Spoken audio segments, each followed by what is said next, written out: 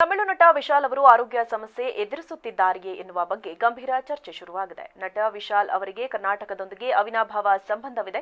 ಅವರ ತಂದೆ ಕರ್ನಾಟಕದ ಮೂಲದವರು. ಸ್ಯಾಂಡಲ್ವುಡ್ನ ಮೂಲಕವೇ ಅವರು ಚಿತ್ರರಂಗ ಪ್ರವೇಶ ಮಾಡಬೇಕು ಎಂದು ಇಚ್ಛಿಸಿರುವುದಾಗಿ ಈ ಹಿಂದೆ ಅವರು ಸಂದರ್ಶನವೊಂದರಲ್ಲಿ ಹೇಳಿದ್ದರು. ಇನ್ನು ನಾನು ಕನ್ನಡದಲ್ಲಿ ಒಂದಾದರೂ ಸಿನಿಮಾ ಮಾಡಬೇಕು ಎಂದು ತಂದೆಗೆ ಆಸೆ ಇದೆ. ಅವಕಾಶ ಸಿಕ್ಕರೆ ಕನ್ನಡದಲ್ಲಿ ನಟಿಸುತ್ತೇನೆ ಎಂದು ಈ ಹಿಂದೊಮ್ಮೆ ವಿಶಾಲ್ ಅವರು ಹೇಳಿದ್ದರು. ಇನ್ನು ನಟ ವಿಶಾಲ್ ಅವರು ಕಾರ್ಯಕ್ರಮದಲ್ಲಿ ಮಾತನಾಡಲು ಆಗದೆ ಸಂಕಷ್ಟ ಅನುಭವಿಸಿರುವುದು ಅವರ ಅಭಿಮಾನಿಗಳಲ್ಲೂ ಆತಂಕವನ್ನ ಉಂಟು ಮಾಡಿದೆ. ನಟ ವಿಶಾಲ್ ಅವರಿಗೆ ಮಾತನಾಡುವಾಗ ಕಣ್ಣಂಚಿನಲ್ಲಿ ನೀರು ಬಂದಿರುವ ವಿಡಿಯೋ ಸಹ ವೈರಲ್ ಆಗಿದ್ದು, ಬೇಗ ಹುಷಾರಾಗಿ ಸರ್ ಅಂತ ಅವರ ಅಭಿಮಾನಿಗಳು ಹಾರೈಸಿದ್ದಾರೆ. ವಿಶಾಲ್ ಅವರು ಸೊರಗಿರುವಂತೆ ವಿಡಿಯೋ ಹಾಗೂ ಚಿತ್ರಗಳಲ್ಲಿ ಕಾಣಿಸುತ್ತಿದೆ.